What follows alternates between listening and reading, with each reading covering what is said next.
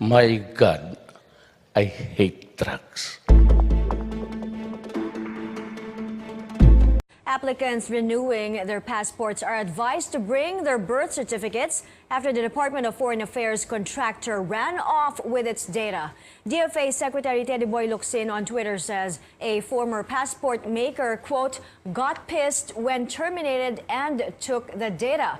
In a reply to Locsin's tweet, DFA Assistant Secretary Elmer Cato says those renewing non-electronic passports issued before 2011 need to bring their birth certificates. He says the documents have to be stored again in their database.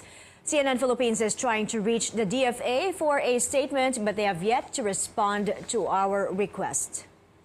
Text and online messages have been circulating and causing quite a stir.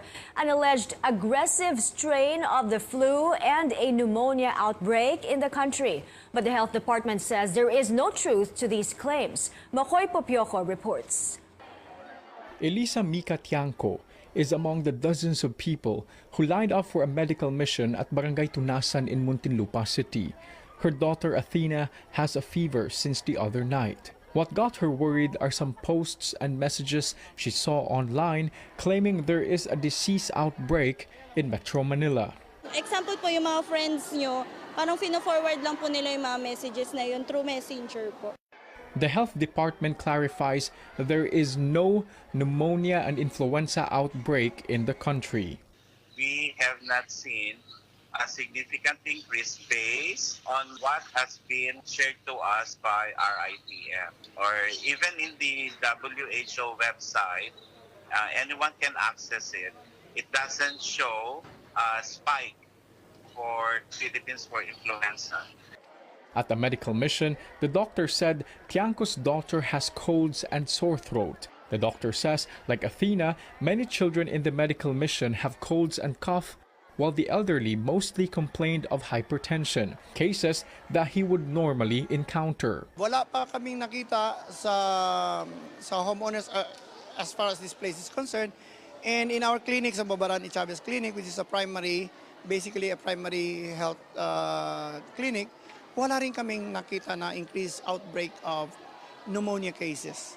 Even in the hospital ng Muntinlupa, wala rin kaming reported cases doon po. Health Department Director Eric Tayag says the agency will closely monitor all reported cases of influenza and pneumonia. While the agency belies claims there is such an outbreak, it's still reminding the public to do necessary precautions, especially among pregnant women, older persons, and those with diabetes, asthma, and heart disease. Children who have cough and colds should not report for school. Cover your nose and mouth when coughing or sneezing. Regularly wash hands and avoid touching your eyes and face. Antibiotics should not be used if not prescribed by a doctor. Patients experiencing breathing difficulty and prolonged cough should see a doctor. And those who don't have symptoms can get an influenza vaccine. This is free. Every year, you have to get your influenza vaccine. It's not a one-dose vaccine. Makoy Popioco, CNN Philippines. Over 11 million families consider themselves poor based on the latest Social Weather Station survey. Those who rate themselves as poor went down by 2 points to 50% in December of last year compared to the previous poll in September. This is equivalent to 11.6 million Filipino families, down from 12.2 million families. The survey was conducted from December 16 to 19 among 1,440 adults nationwide.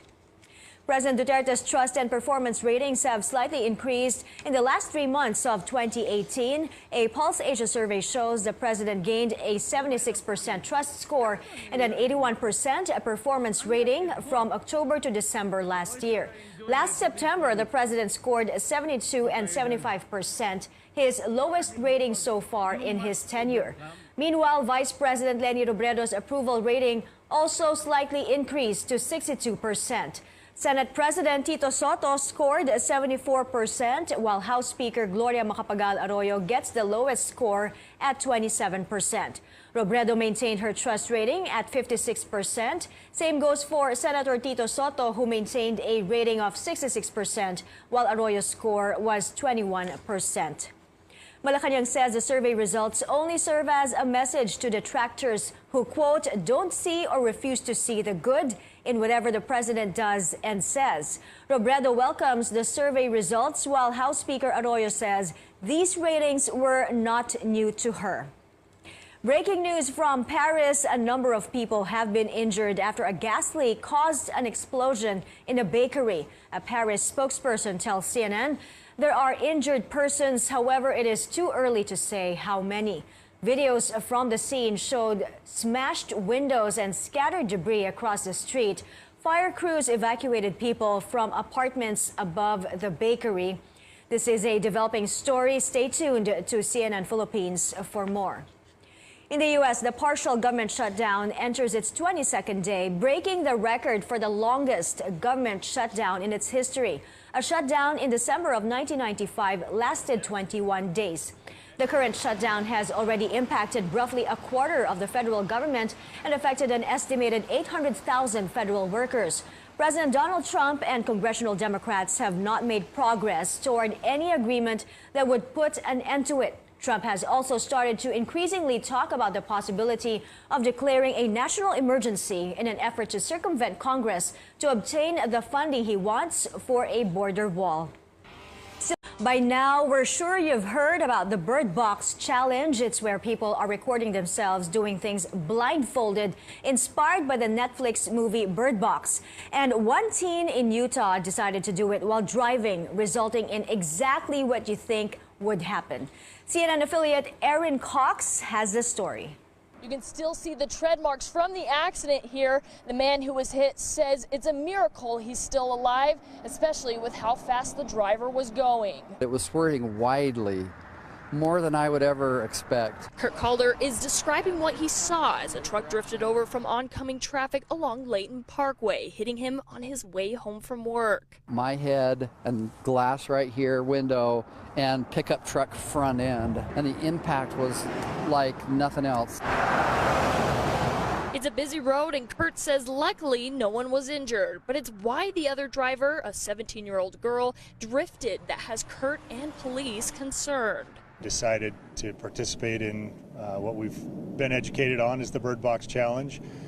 She proceeded to pull her beanie down over her eyes as she was driving down the road. If you hear something in the woods, you tell me. The Bird Box Challenge originates from a Netflix movie starring Sandra Bullock, where the characters blindfold themselves to avoid death.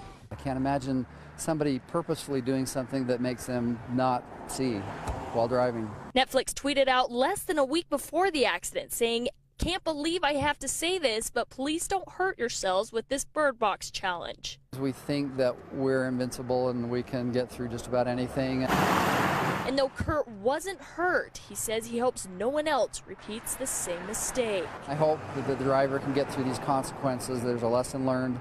I hope others learn that lesson before they even have to go through it.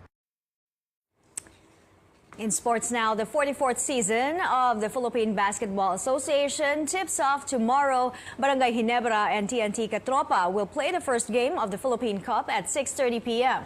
The PBA will also hold the Leo Awards at 4 p.m. prior to the opening ceremony of the new season to honor the league's most outstanding players of the previous year.